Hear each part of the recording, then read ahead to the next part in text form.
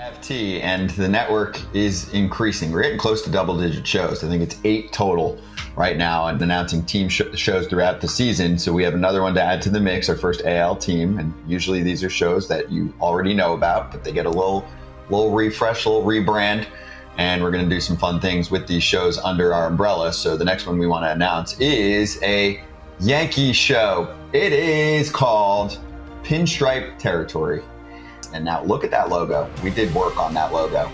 Putting together Pinstripe Territory. Subscribe now. You can type it in on YouTube. You can type it in wherever you get your podcasts. We're excited to get Yankees insight from Derek. It's not NYY recaps anymore. That's right. Welcome to the show, big dog. This is Pinstripe Territory. All right, let's hit the field. All right. Just wanted to talk, that's all. It is August 12th, and it's the first episode under our new title, Pinstripe Territory. Yankees were in Chicago to take on the White Sox, and Luis Gil looking for win number 13 on the season. My recap, your reactions coming up next. Welcome to Pinstripe Territory. Welcome to Pinstripe Territory. Come on, everybody. Just when they thought I was out, They pull me back in. Welcome back, everybody. Welcome back. On this date in 1994, the Major League Baseball players went on strike and the season ended. So it could be worse, I guess. We begin the Pinstripe Territory era with an absolute festering turd of a performance by the Yankees. Worst performance of the year, in my estimation.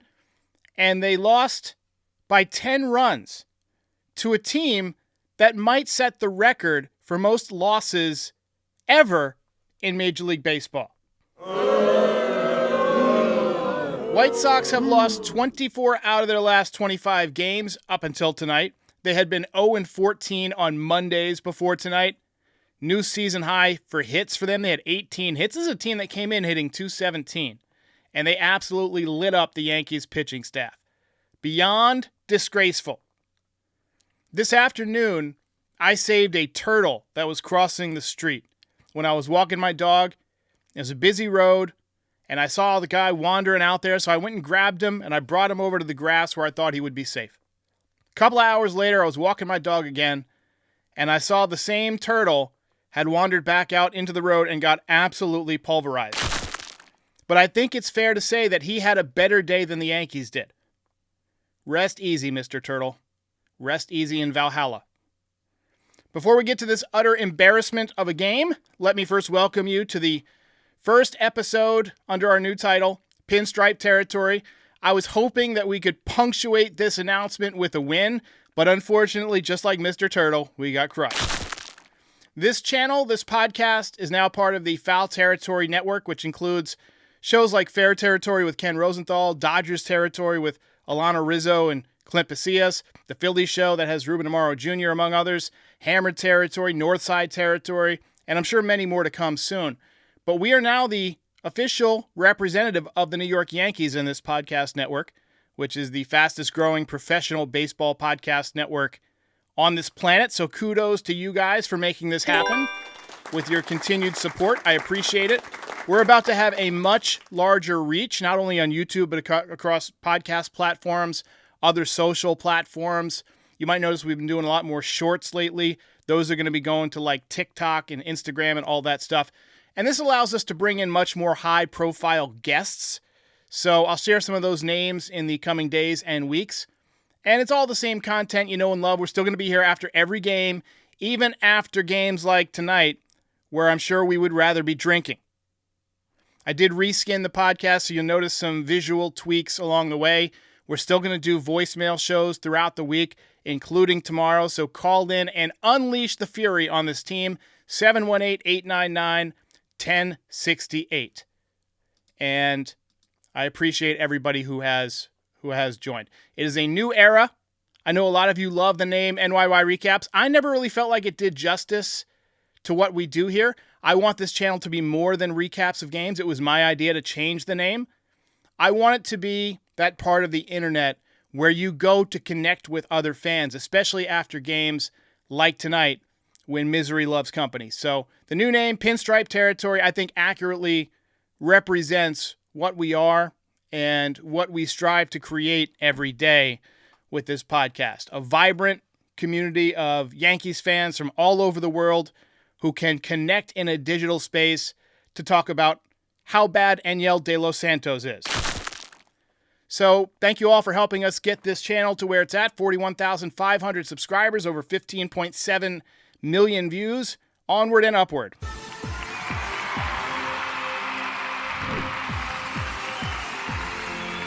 Now that we've got the inspirational stuff out of the way, let's talk about this festering, steaming turd of a game that we saw tonight from the Yankees. Wasted opportunities with runners on base, weak pop-ups, a million guys left on base. Most of all, an abysmal performance again by the Yankees bullpen. Enyel De Los Santos makes me want to vomit a coat hanger. Jazz Chisholm was one of the only Yankees who performed well tonight. He had a multiple hit game, scored a run, made an exciting slide, and then had to leave the game in the seventh with an elbow injury. We saw Gleyber Torres tear his UCL in the minor leagues on a very similar play to the one that Jazz Chisholm had tonight. It's very difficult to go in head first to home. It's very dangerous. So hopefully he's okay, but if you're in panic mode, I do not blame you. Just cannot lose to this team and be considered a serious contender. The Yankees should feel embarrassed about this one. From their body language, it's like they expected to win this game early on, but didn't actually do any of the necessary things to get the job done. Everybody just looked nice and relaxed, but the White Sox came out ready to win, ready to play hard, and that was apparent. Didn't help that Luis Gil had a very erratic performance. John Flaherty described Luis Gil perfectly tonight. He said he was all over the place, especially in the first inning, but I concur 100% with that. He changed his grip on the slider about a month ago, and tonight was the first time that he really had no idea where it was going, and it wasn't doing what it usually does. That can happen when you're working on a new pitch or a new grip, so I'm not going to eat his lunch. He still had 13 swings and misses, topped out at 99 miles an hour, sat at 97, 98 miles an hour with the fastball, just not good command. And that's always been a problem for Luis Gil, and he gave up 4 earned runs tonight. 98 pitches in 4 innings, 7 hits allowed. ERA is up to 3.25. We've been talking a lot about Luis Gil as a potential Rookie of the Year candidate. He didn't do himself any favors tonight. And the betting markets currently have him at number 2. Colton Cowser is the current favorite. He entered tonight's action. Actually, he didn't play tonight because the Orioles, I believe, had the day off. But 250 with a 788 OPS for the Orioles, 18 home runs, 54 RBIs. Baseball Reference, interestingly, has his wins above replacement at 2.1. Luis Gil entered tonight with a 3.3 WAR. So according to Baseball Reference anyway, Gil has been more valuable. But I'm not going to panic about tonight's performance. It is what it is. Also worth noting, Austin Wells has a higher B WAR than Colton Cowser. His offensive numbers aren't as good, but he plays a tougher position. Wilyer Abreu for the Red Sox also has a 2.4 WAR for a rookie. So a lot of competition, should be a fun race. Tough night for Luis Gil. One of the most frustrating things about baseball, though, is when the bullpen can't get anybody out. Tim Hill stunk tonight. Enyel De Los Santos was even worse. And for the second day in a row, the bullpen has been fundamentally atrocious. I don't know what the solution is. It's not like we have a ton of arms in AAA that are waiting to come up, but it looked really bad. Really bad. And we're hitting too many bats, as my dad would say. All right, let's get to the recap. All right, let's go. Let's get it going. Looked good from the onset. Yankees wasted no time. Judge doubled to bring in the first run of the game. Yankees had second and third with nobody out and then popped up 3 times in a row. And that was kind of the omen for the game. It is not what you want. I hate pop-outs. There is nothing more frustrating to me than pop-outs. You just sit there and wait for the out. You're sitting there just waiting the guy stand under it, and then it settles into his glove, and it's just incredibly frustrating. Not what you want. White Sox were all over Luis Gil in the first inning. 3 hits, 2 walks, 2 runs. You could feel the terror sweeping through Yankee social media. When we were trailing early on, it's like everyone could sense this game coming. Nice throw by Verdugo to nail a runner at home. Top 2, Yankees loaded the bases for Judge with 2 outs, and he took one right to the warning track. Just fell short of being a grand slam. Oh, there goes gravity. Luis Heel settled down a bit after the first inning. Pitch count was elevated. Control issues all night long. A lot of deep counts, a lot of hanging sliders, a lot of pitches to the backstop. Yankees loaded the bases again in the 4th inning. White Sox intentionally walked Judge to load the bases for Stanton with 2 outs, but he struck out to end the inning. 11 men left on base for the Yankees through the first 4 innings. I'm looking at the team left on base right now in the box score. 16 men left on base tonight. And that is not how you win baseball games. Bottom 4, leadoff home run by Corey Lee made it 3-1. 2-out single by Nicky Lopez made it 4-1. I still, though, felt like at that time, given how many base runners the Yankees had, that they were going to come back and win this game. You don't go 28-91 without blowing a few 3-run leads. And I thought that's what was going to happen. Top 5, Volpe snapped an 0-for-23 streak with an infield single. Jazz Chisholm was stealing third on the pitch, just never stopped running, so he was able to score from second on the infield single. Went in head first, hurt his elbow. We saw him flexing it in the dugout. He had to come out of the game. Yankees announced that he's going to go undergo testing tomorrow. Great speed, great slide, but probably not the brightest play. It's very difficult to go in head first at home against that catcher who has all that gear and not come out of it with at least, some bumps and bruises. So I'm a little bit worried about Jazz. Top 5, Tim Hill came in to pitch. Had a rough outing. White Sox went up 5-2. And then in the 7th, floodgates opened up against Enyel De Los Santos. 8 hits, 7 earned runs off of De Los Santos. And the White Sox hang on to win a nail-biter. You get nothing. You lose. Good day, sir. If you ain't first, you're last. Yankee Basher says he almost broke his phone, not scoring any runs in those 2 innings with the bases loaded. And I don't blame you. It was frustrating. It's extremely frustrating when teams leave guys on base. You're getting set up for the opportunity and just falls by the wayside. My friend Brett is a Padres fan, and he's been calling De Los Santos De Los Meatball. And I see why now. I see why. Terrible outing from De Los Santos. Goes 1 2/3 with 7 runs. 5.79 ERA as a reliever. What did the Yankees see in this guy to trade for him? He's shown me nothing so far. Nothing. I mean, I'm going to cut Tim Hill some slack because he at least got 7 outs with 1 run allowed.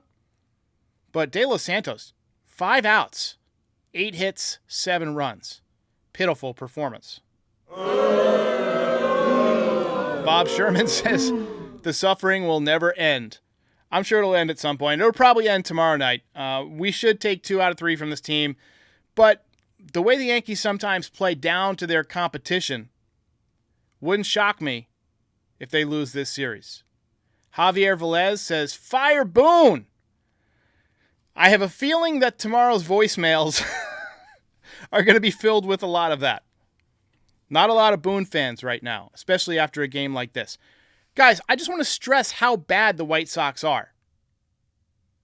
They're 29-91. That's 62 games under 500.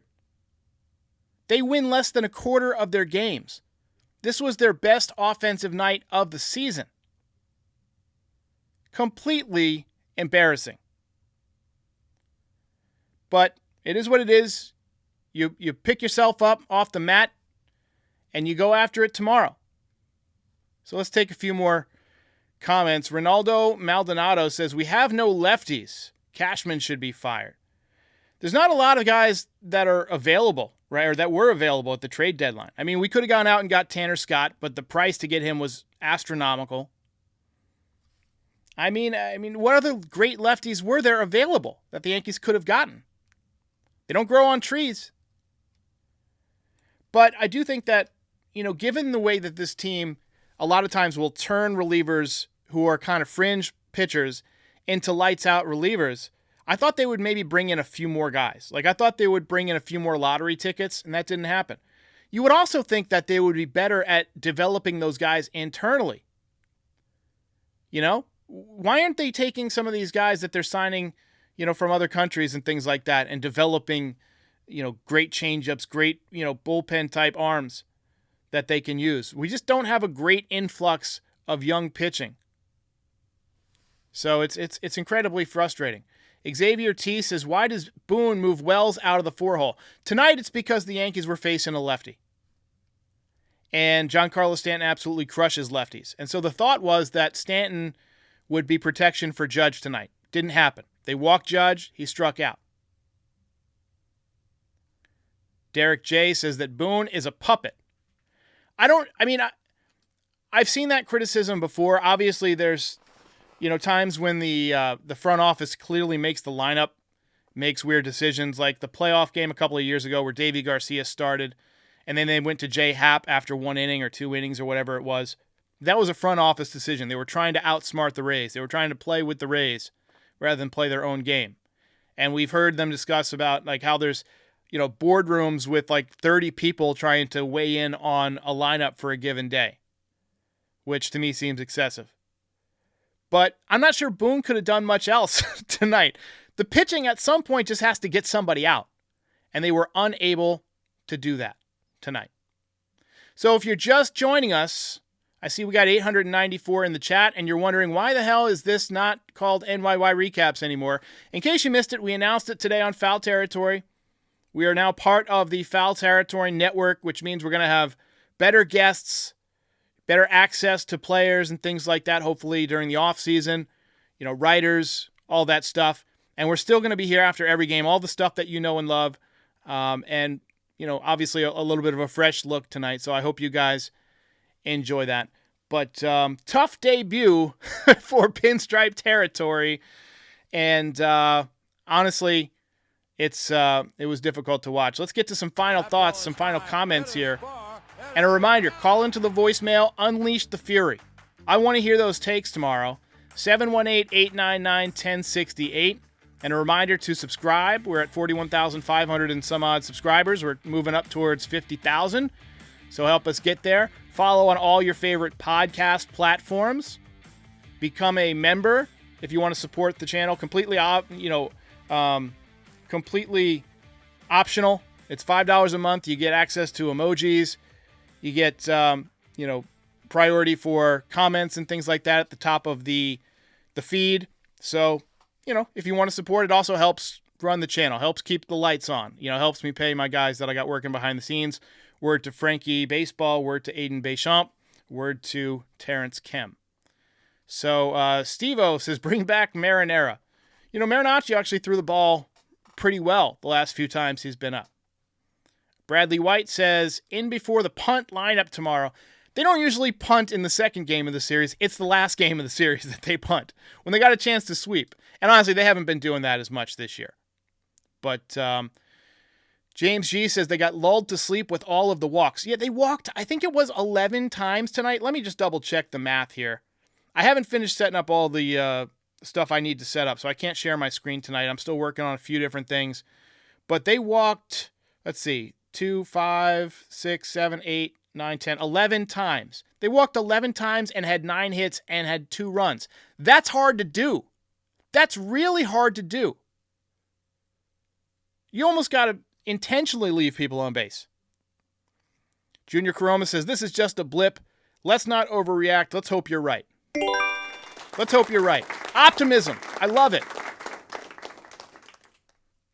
Jay Paul says, Yankees have not been able to win a big game in 15 years. By the way, good luck when you fight Mike Tyson in a couple of months. We got 3 super chats here.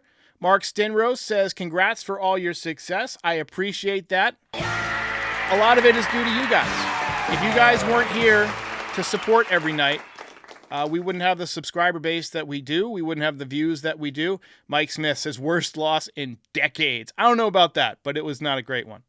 And JXV88 says, why was Austin Wells not batting cleanup? We mentioned that earlier. It's because they were facing a lefty and Giancarlo Stanton was hitting cleanup. So that's where we're at.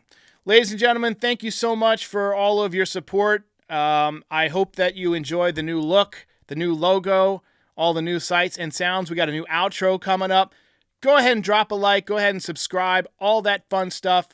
And call into the voicemail for tomorrow morning. Hope you enjoyed it despite the loss.